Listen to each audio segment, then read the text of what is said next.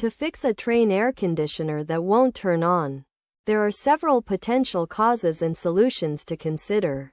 The thermostat may be turned off or have depleted batteries, in which case switching it on or replacing the batteries and then turning it on should resolve the issue. Another possible cause is a triggered circuit breaker, which can occur when multiple appliances are in use. Regularly checking and switching the circuit breaker back on if it has turned off can help. Additionally, the condenser unit may be disconnected from the AC, so ensuring it is properly plugged in and connected is essential.